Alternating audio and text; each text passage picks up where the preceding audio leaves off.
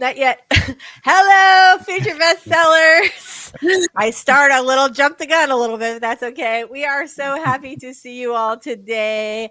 I'm Lisa Daly, and with me, as always, are the fabulous and talented Michelle Schusterman and story detective Robert Jones. And I'm super excited today. You guys know I finished my book last week. I'm working on formatting, I'm working on the class, I'm working on the workbook. Yeah, like the whole thing's kind of starting to come together and I'm like I'm super super excited about it. Like, That's super. awesome. And you know what's crazy? So I I wrote this book because as you guys know, I'm a book coach for a lot of 6 and 7 figure authors who want to write nonfiction books. And um and so I've been doing that for several years, and which I absolutely love it. But I wrote this book trying to like cover every single thing that I had sort of learned and taught to them over the years. And what I realized was that it has helped me sort of crystallize my process so much more.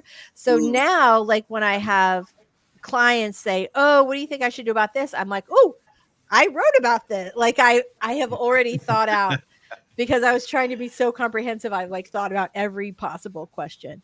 And so I'm feeling like, all right, this is going to be good. This is going to be good. So, what are you going to be working on today, Michelle? Well, I have a school visit today. So, for the first sprint, the short one, I'm going to be looking at the questions that the students sent me. And then for the second one, I'm going to hop out of the live stream and go do it because it's a virtual visit. And then after that, I'm going to be working on my thriller. Yay. That sounds like super fun. Robert, how about you? What are you going to be working on today? I am going to be editing my novel, and with any luck, I'll be this close or maybe right at the midpoint by the time this stream is over. Yay! I love that kind of progress. What are you guys working on in the chat today? Let us know.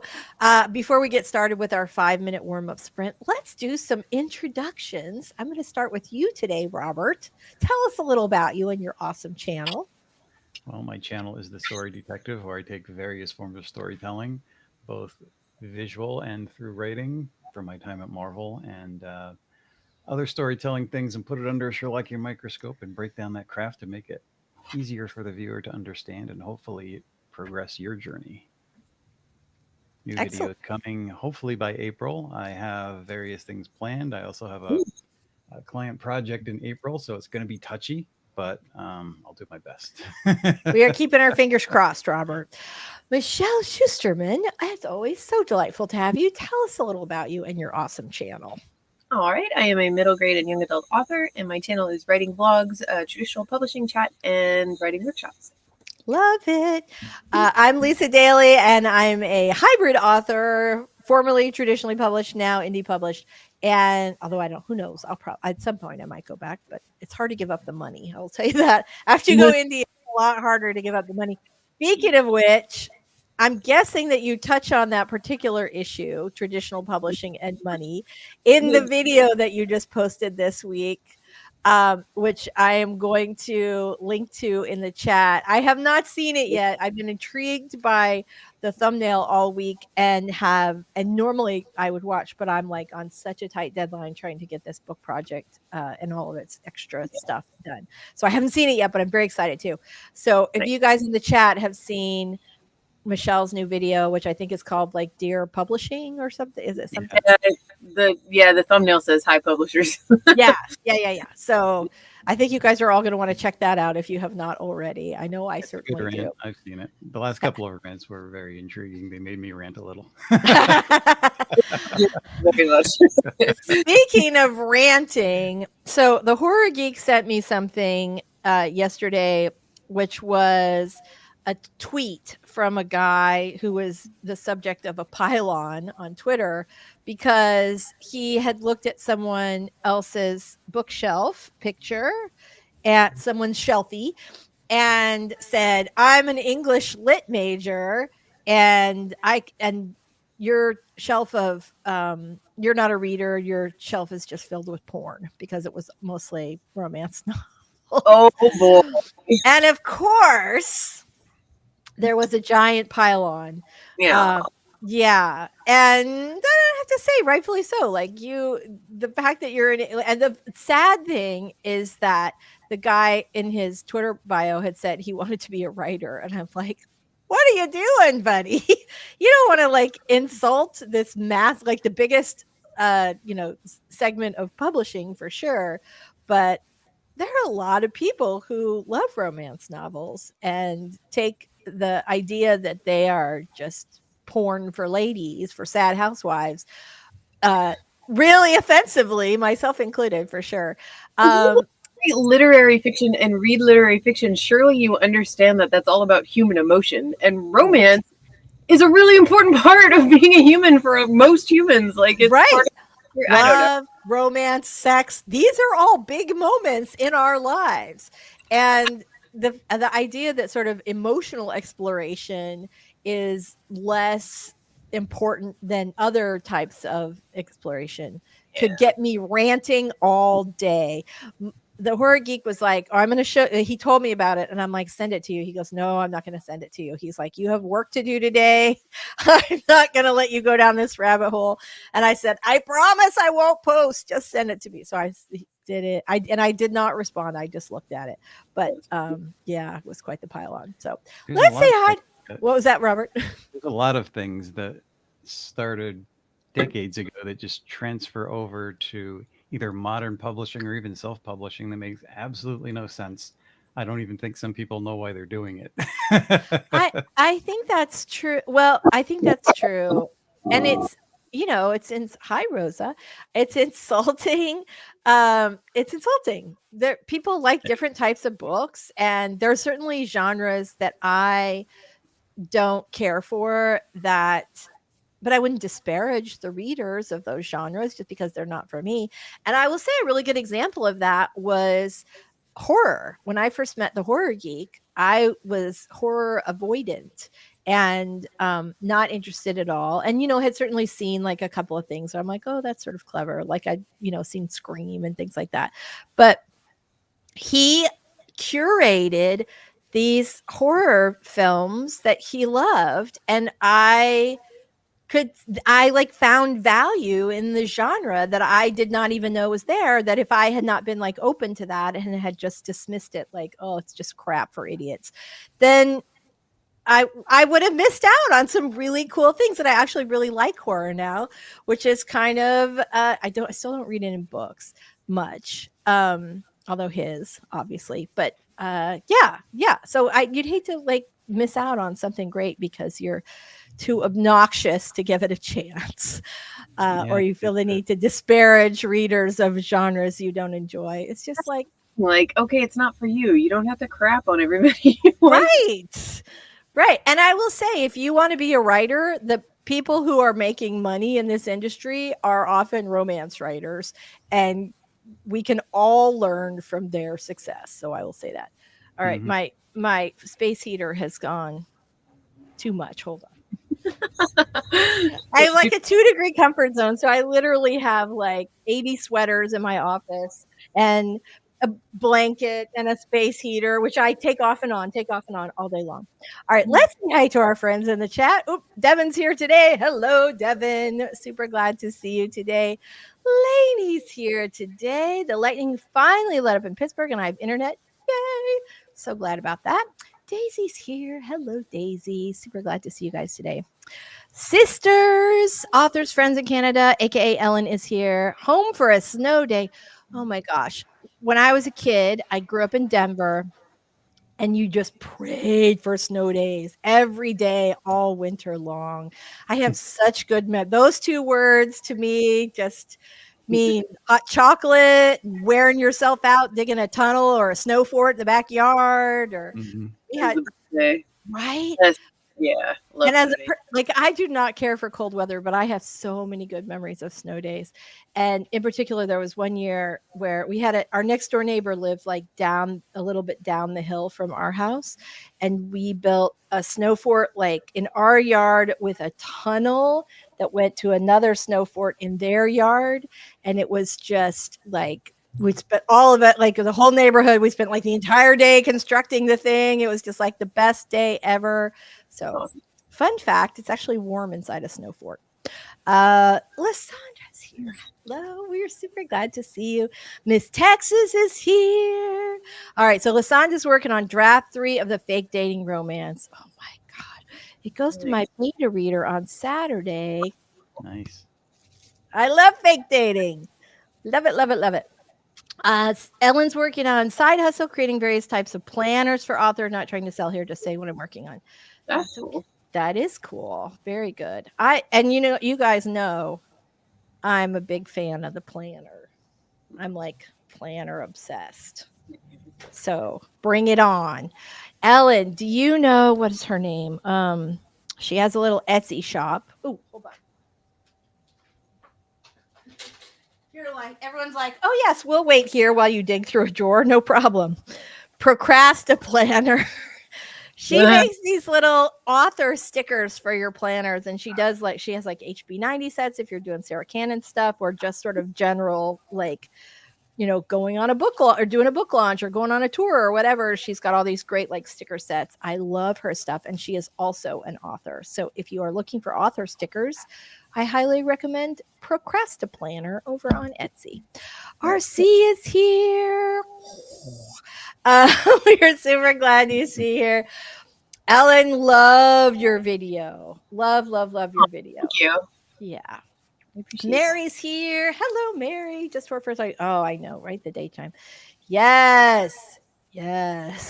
Victoria's here. So glad to see you today. There you go. Very nice. RC says erotica is for those who go too far out of their way to convince everyone, including themselves, that they're too classy for porn. Oh, RC. What are we going to do about you? You're hilarious.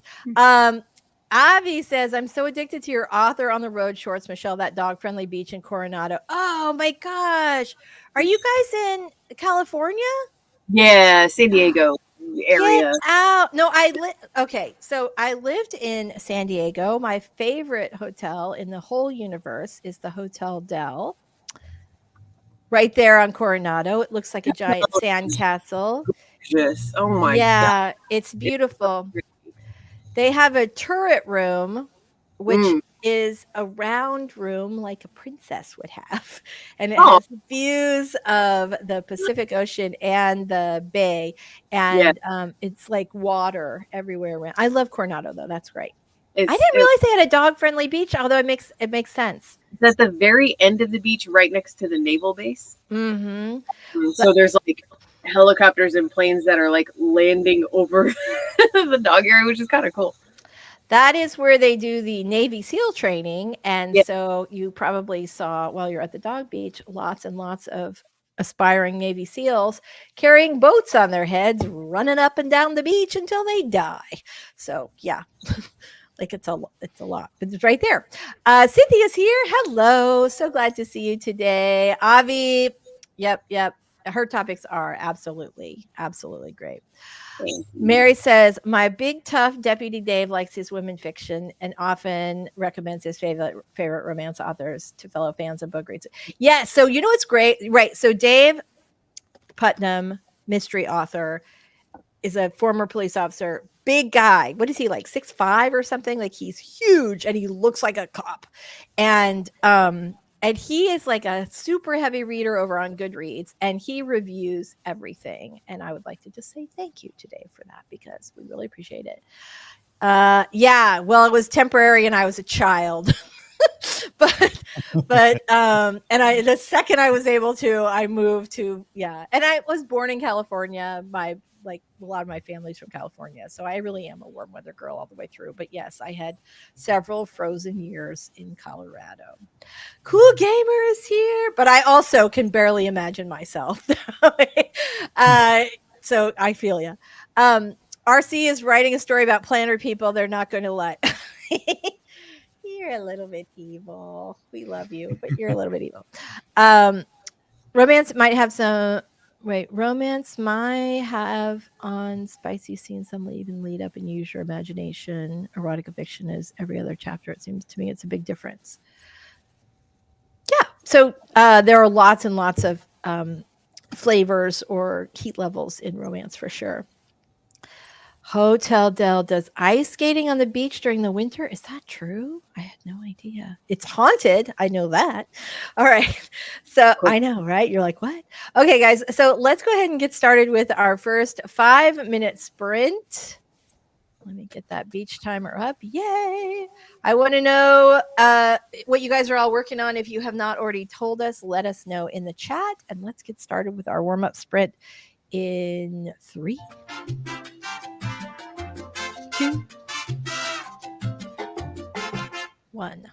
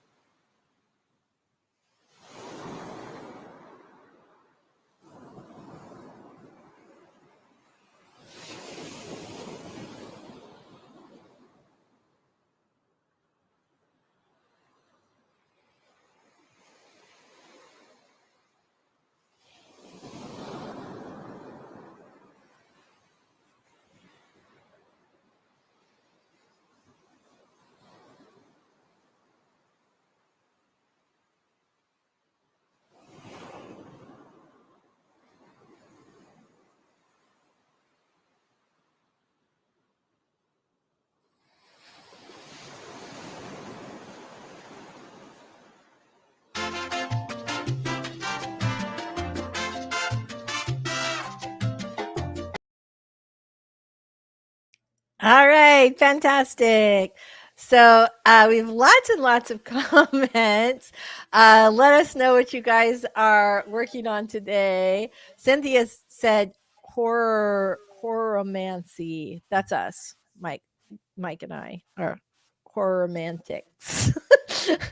I always thought that was kind of funny. Do you guys remember on Instagram? I think it was like a year ago, where people were, and you maybe you don't know this because it was very much in author, like in romance author world, but people were doing like, have you seen Instagram where they'll do like a little explanation of like the tropes in a book?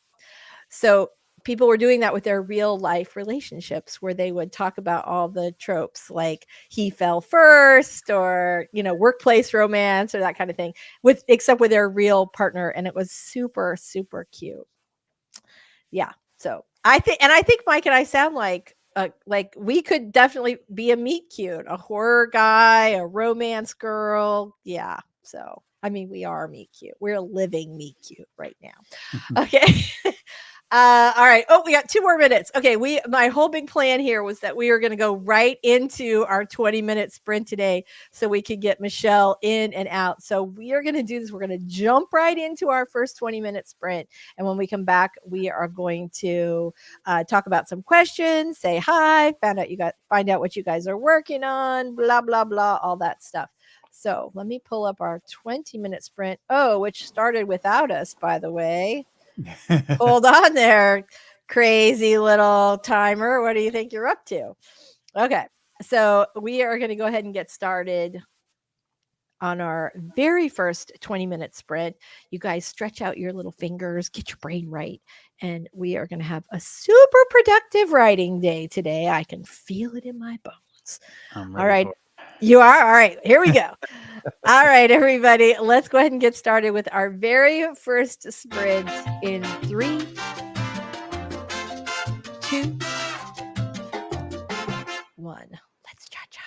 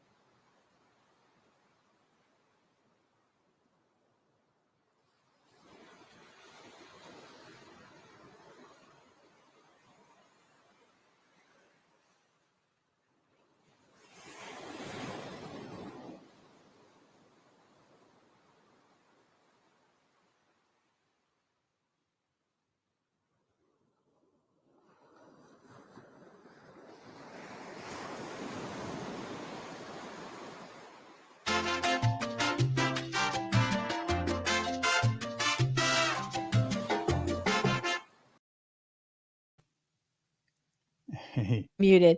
That went by so fast today. Oh my gosh, it went by really, really fast. It did. I just paused to look at the time and saw that it ended.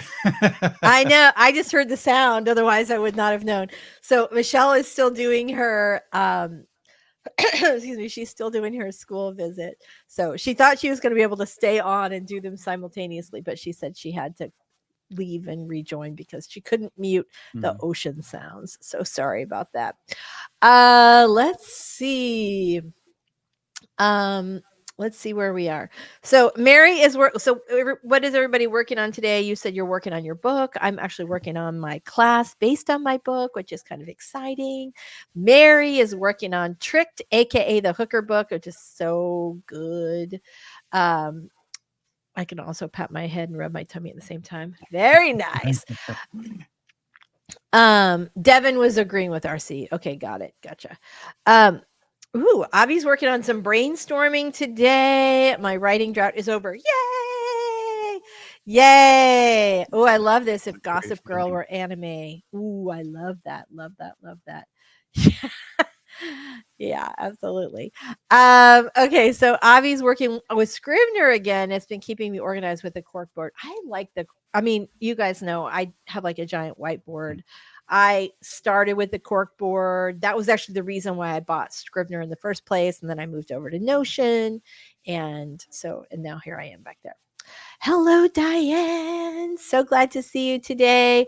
Victoria's working on finishing up edits and a personal essay for class. Very nice. Very nice. Avi says, get my shit together. Thank you for this. I had not heard of that acronym, but I love it. I'm about to adopt it permanently. Love, love, love that. Love, love, love that. BC is working on Delphian, which is a sequel of her urban fantasy series with Sako, Flambeau, which I remember from back in the day while I run errands. Doc waiting rooms, excellent places to write. Yes, that's absolutely the truth. Love, love, love that. Devin's doing first person POV, looking to see how far I can make it before getting frustrated and turning into third person.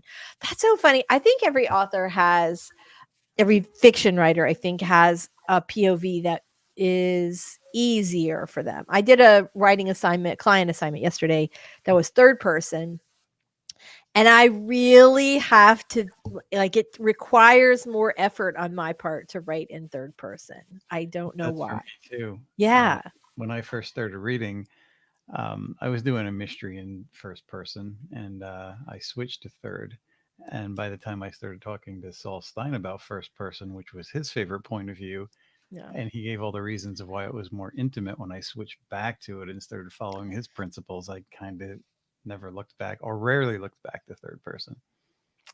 Yeah. I mean, I love first. It's definitely my go-to for sure. It's good to stretch yourself a little bit and write in a different POV, just to learn something new. But yes, I feel that. And also, there's nothing worse than changing the POV halfway through the book. Yeah. Because you never catch them all. You never catch all those pronouns, and there's going to be one when the book is published. There will be one that you and 87 other editors and readers missed. Let's see. Ooh, that's interesting. So BC and another work in progress. I'm combining first person POV with third person limited, which is great. Which is when they're limited to their own sort of knowledge and not omniscient. And I love it. I love it. I love it. I love it. All right. Fantastic. Very nice. It can be tougher. I know for me, it's easier. Third person is the one that's tougher, but yes, I feel, I think anytime we go outside our comfort zone, it can be a little more challenging. I'm kind of playing around for the first time with different tenses. I have a past tense and a present tense. Since it's a mystery, when we get this one person's story, it's like a two-part thing, one at the beginning and one at the end.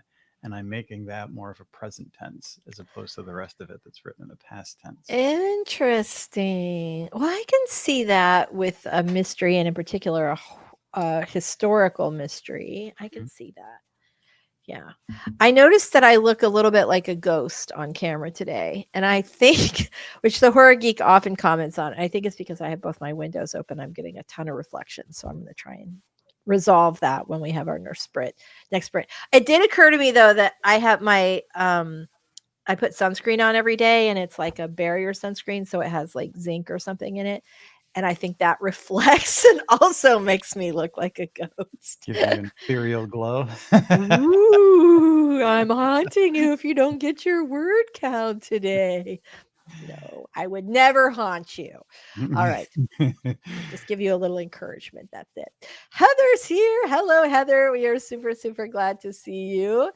Devin says it's a small detail you don't think about that gets me, something that's not important to you that still needs to be in your story. This is a whole new learning experience. Yes. Yes.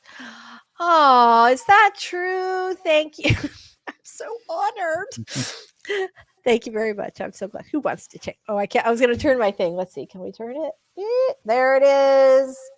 It's not particularly busy right now because I just finished a book, but it is about to be covered in Post-it notes again when I move to my next book project. It's good now because I'm like, it's almost empty. I've like taken all my stuff off of it. So cool. Yes, Avi, absolutely. Good morning. Good morning. The ghost of the missing word count. Yes, that's me. I love it. Heather says her novel's in third person limited DPOV. Love that. Read a book recently with a combo of first person and third person limited, Last Light by Julie Clark. I really enjoyed it. Would love to try that sometime as well. Cool. Love, love, love, love, love. Mama Ward is here today. We are super happy to see you. Very, very nice. So, how has like February? This is our last day of February, and I have a lot of stuff I'm trying to get done today. We will see if that happens or not, but I'm trying and make my very best effort to do that. Do you guys feel like you get more sort of amped up on the first or the last day of the month, or does it all just kind of flow into each other? I'm a little bit curious about that. So let us know in the chat, and let's go ahead and roll into our second sprint of the day today. Let me just share this screen.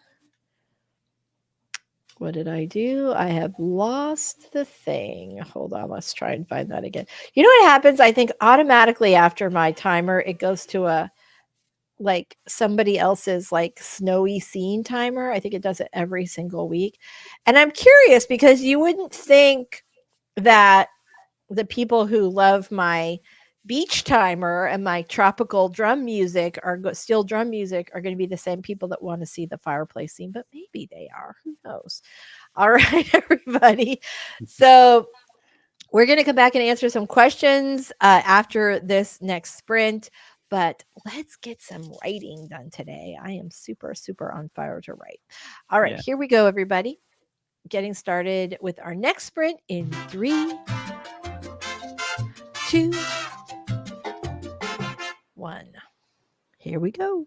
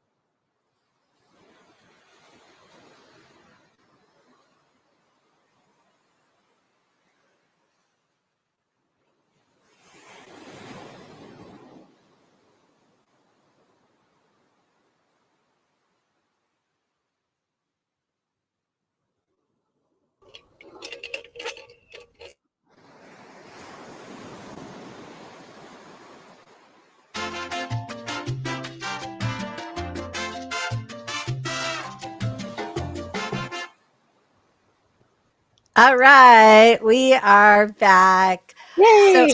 yay! How did your school visit go? It was really great. I, of course, had sound issues.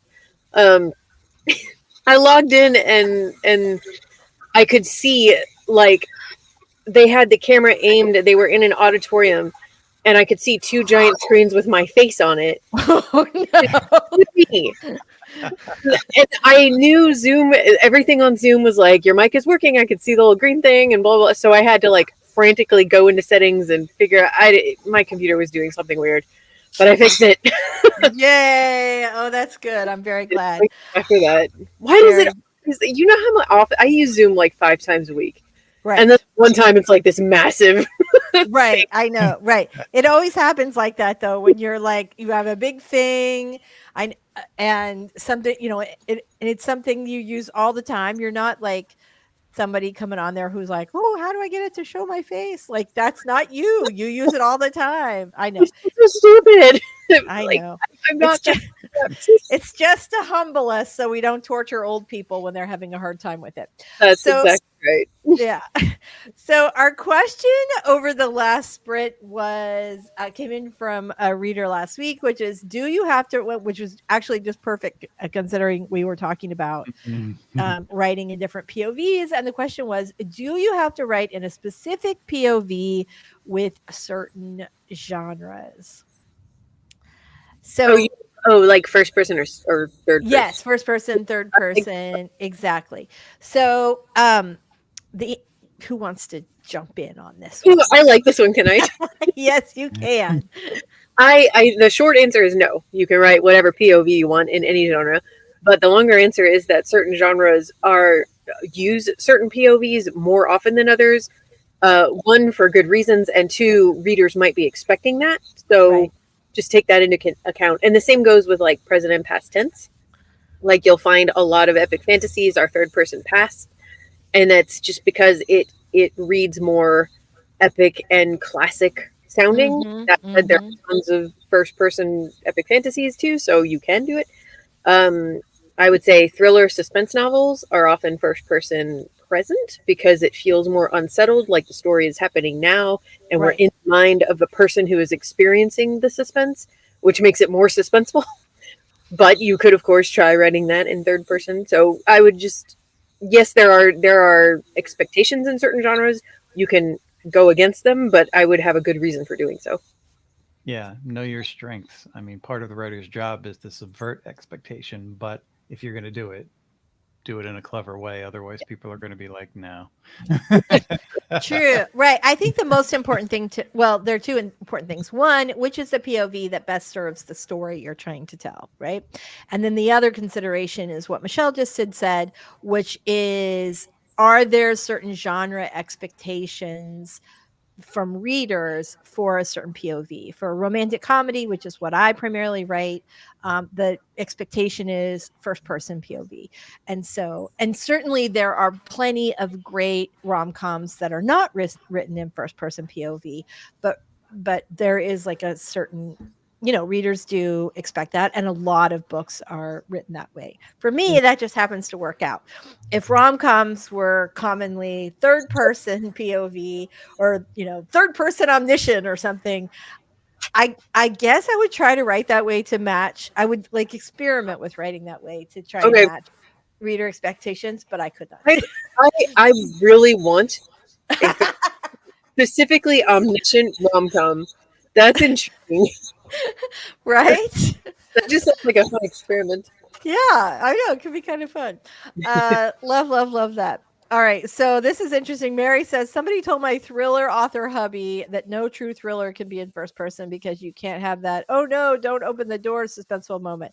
That is totally wrong. I completely disagree. Like, I agree with Dave. I do not agree with the someone. Because this is the reason why I actually love first person present tense, because you're right there with them. You know everything that's going in their head, and they're like, oh, it's fine. I'm sure the scratching is just a noise outside. No, it's a monster. Yeah. So I totally agree with that. Most readers don't even notice or have the language to discuss. Yes. Devin says mixing first person POV with third person POV limited may be a little easier on my, I'm not quite sure, to work with the first person POV. Are there any sites that could help understand it better? I'm more of a visual and hands-on person. You know what? I think Readsy has a really good article, and I will try and track it down during the next sprint. If I can see if I can Readsy POV. So I think Readsy does have a good article about it. So we'll just pull that over. And again, it's kind of knowing what's going to work best to fit what you're doing. Some people are mixing point of views because it's like a thing that people want to do now, to mix things up and just make it different before they're going where they haven't gone before, and they're making bold moves to do things that are just for the sake of making those moves and not for the sake of the story. And right. Yeah. I think there's something to that. Also, we're all creatives, and it's in our nature to try different things and experiment and, stretch some boundaries. That's just who we are as people.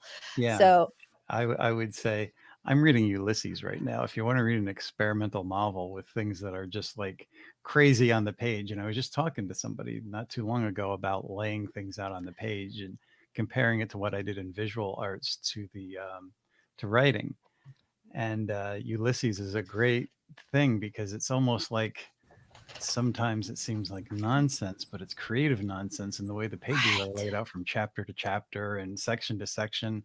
You'll really have an idea of how you could be experimental with text on a page. I think, force yourself to go through it. It's like 42 hours on Audible, but but I think it's time well spent. But it's worth it. It's totally worth it.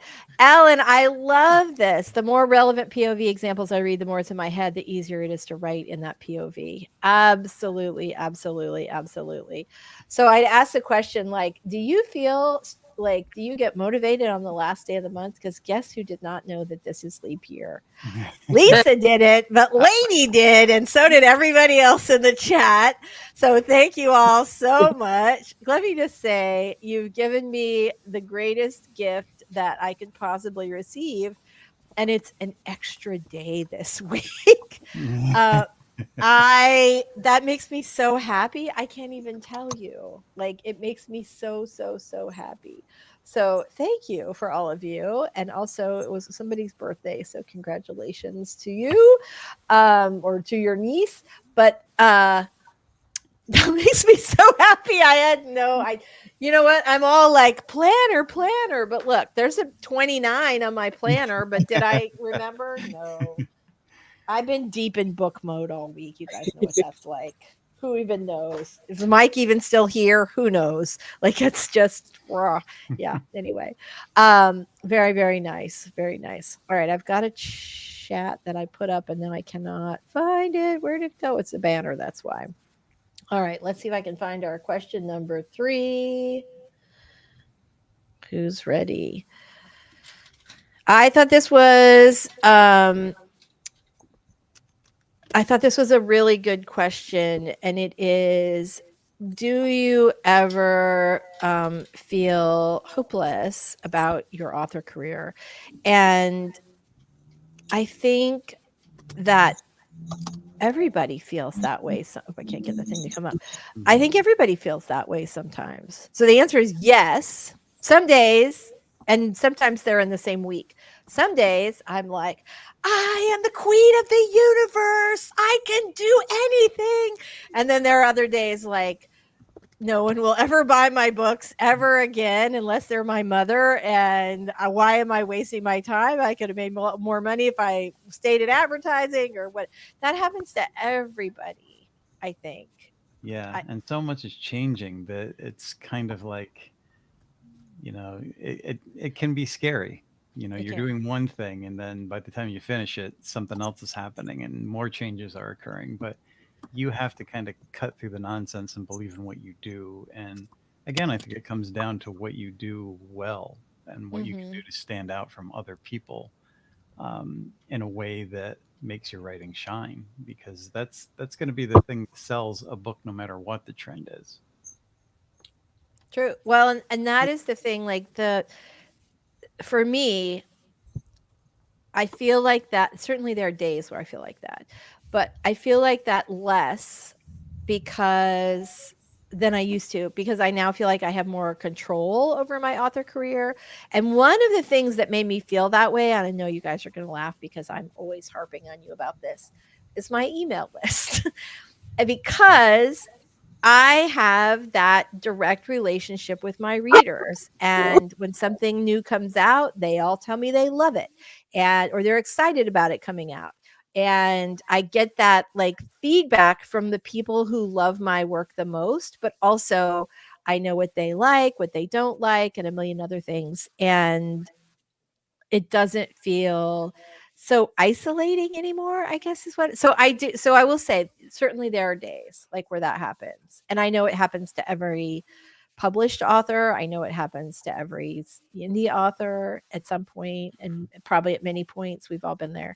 But a new day is shining. The great thing is that you can always write another book. You can always work harder to build your, connect with and build your audience. Like there's always something you can do to get better, to get your work out there more.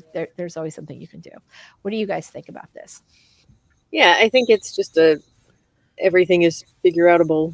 I mean, there's other options for us, and it's not always going to maybe work out exactly the way we dreamed or hoped it would, but we can still find paths that work and might be better.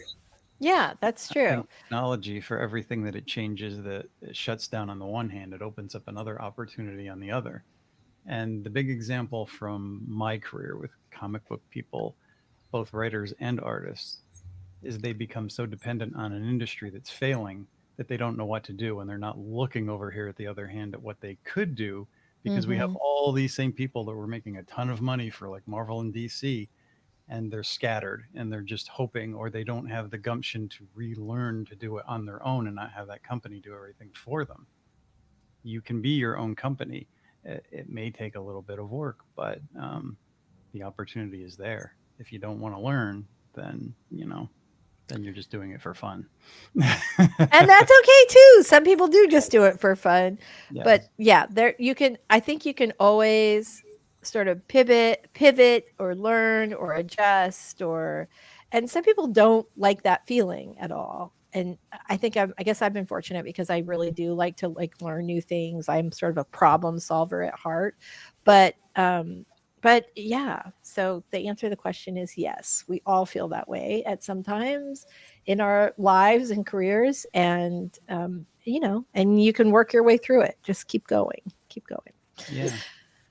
All right, we have time for another sprint, and I think we should take it. Yes. Let me get rid of our banner here, and we're going to pop that timer up on the screen. Dun, da, da. All right, everybody. I think this is going to be our last one, so we're going to make it count. Here we go. Get your little fingers stretched and your little brain going. Here we go. It's getting started in 3, 2, 1. Make it count.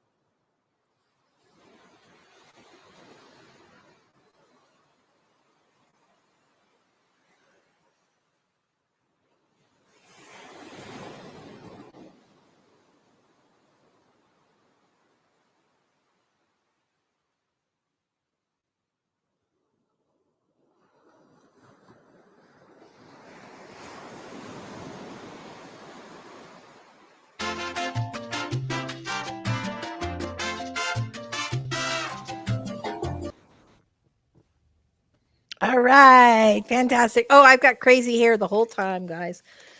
No, it's not. I know, right? I took off my thing to I don't remember. I don't to shut my window. So Mm. I wouldn't look like a ghost anymore. And then I just look like a crazy lady with wild and insane hair. So there we go. Very, very nice. So, how did you guys do? How did everybody do on our last sprint? I did well on both of these last sprints. Very Nice. nice. Very Yeah. nice. Me too. I'm like, I had planned to do things one way, and then I was like, oh, that's not going to work. I need to do it this other way, which is always like, oh, I can't tell you guys how happy I am to have an extra day in this month. Yeah. Yeah. I That's have been like head down the whole month, and so I cannot believe I did not notice that until you all told me. So thank you. This is what happens when we spend too much time in our offices, right?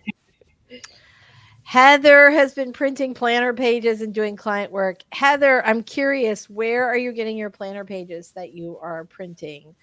I feel like who told us earlier they were working on a planner? I think it was way up here. it was early. It was. It was. It was. It was Ellen. Ellen. Yeah. I'm just saying, maybe you guys should get together. Very, very nice. Very nice. All right. So we had a couple of other questions. Let me just get to. Let me make sure that we cover this. Did I not write them all down? Okay. So perhaps we do not have any more questions for today, and that's okay. Unless somebody has one in the chat that they want us to answer, we'll go ahead and skip. I thought I had put them all in ahead of time, and apparently I did not do that. So just the two. So that was it. I did have somebody ask me a really interesting question the other day, which I cannot remember. And while that's happening, Michelle, what was the most interesting question you got from the kids today? Let's see. It was a lot of the typical, like, where do you get the idea for the book and things like that. I think the most fun one. So this was a school visit specifically for My Otter Half. They had all read it, and there were a lot of questions about otters. And I got to share all the fun facts I learned about otters. Like, they actually have pockets under their arms where they keep their favorite rock that they use as a tool to open up their seafood that they eat. And that the reason that they float on their backs with their feet up in the air is because they use their bellies as a table and spread out their seafood feast. That's the best. I love otters. And another fun one I learned, there's a scene in the book where an otter juggles to distract some people while the dog is doing something. And they asked about the otter juggling, and this is actually something otters do. They juggle rocks, and scientists have noticed that they do it when they're hungry, and they think it's just the otter's way of expressing their excitement that they're about to eat. That. So I love that. That is hilarious. I always love doing school visits, and I haven't done one for a couple years. Like, I haven't done one since the pandemic, actually. And I love school visits because there's always that one studious girl or boy in the front of the class who has already started on their first draft of something, and they have a lot of very specific questions for you. Yeah. Yes. And you're just like, you were me. And you like, no, you would just want, I always end up staying after, and I'm like, call me if you ever need anything, let me know, because I think it's so important for us to encourage kids to go into writing, and to tell them what they need to do to write books. It is kind of shocking though. Like, I have had kids who like came back to me later and said, oh, I just published my first book, which is like, what? Like, kind of amazing, where you talk to them when they were in like fourth grade, and then now they're trying to make a career that way. I just think that's spectacular. And there's so much more tech savvy and social media savvy than we are, so they're all going to be kicking our butts anytime soon. I love that. I kind of want to loop this back to the first question about, do authors or any creatives get discouraged with their work? And a school visit idea reminds me of when I went to this school with a creative partner of mine who was actually becoming discouraged because his career he felt was going nowhere or had plateaued.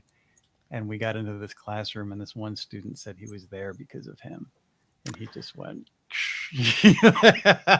Oh, Uh, when Or know who when your work is going to touch or what it's going to inspire in the world when you put it out there. Oh, I love that.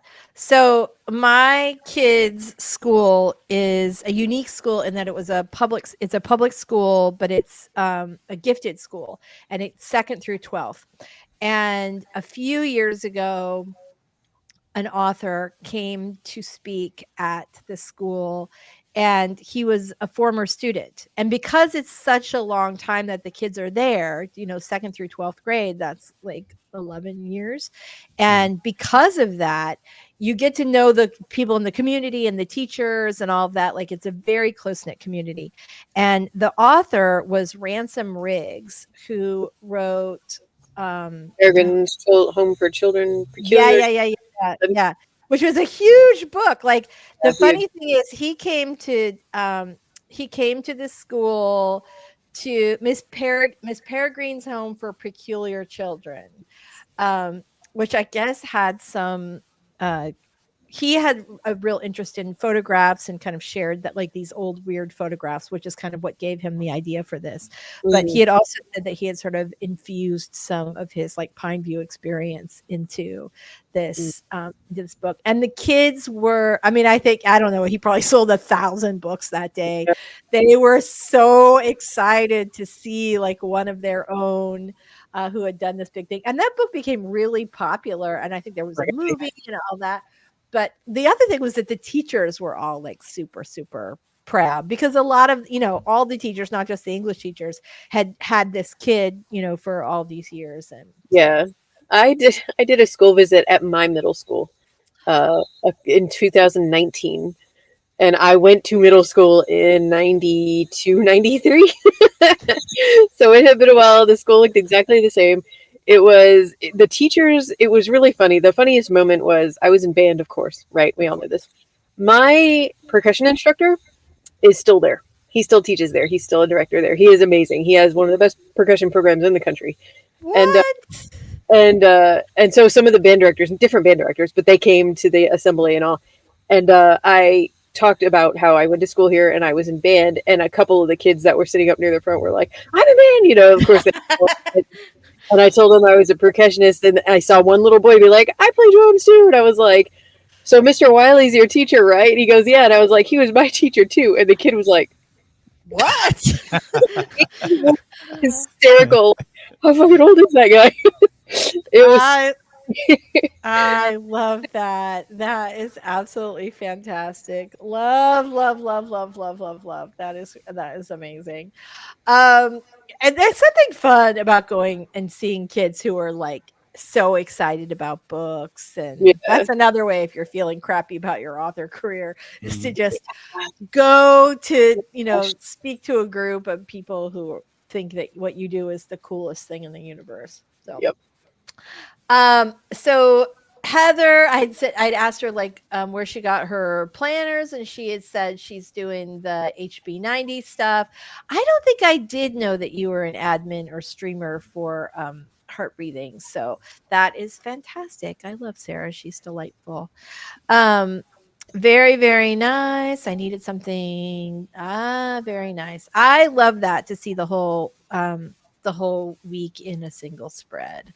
Very nice. Dawdling Riders heading out now, and I think we are all going to be heading out as well. Yes, so he is from Sarasota, but yes, and his name is Ransom Riggs. Is not his, like, I can't remember which one of his names is not. I think Ransom is a nickname, but yeah, anyway, or a pen name. So anyway, all right. Well, before we go, let's say our goodbyes and do our little outro. I'm going to start with you, Michelle. Tell us a little about you and your awesome channel before we leave today. I'm Michelle Schusterman. I write middle grade and young adult novels, and my channel is writing workshops, writing blogs, and traditional publishing chat. Thank you so much for being here today. Robert Jones, as always, the story detective. Tell us a little about you before we all head out today. Well, my channel is taking various forms of storytelling and putting it under that Sherlockian microscope to break down the craft for the viewer. I am looking at revamping the channel too. So, any ideas in balancing that, how to do writing and stuff for the reader? Let me know next time. Yeah, that's a great thing. Like, what do you want to see that you're not seeing? Very nice. I'm Lisa Daly. I write contemporary romance and self-help, aka nonfiction advice. And on my channel, we talk about how to write a book you're super proud of and get it published. So you guys are awesome. Thank you so much for being here. We will see you next week and have a great day. Take care, everybody. Keep those keyboards clacking. Yeah.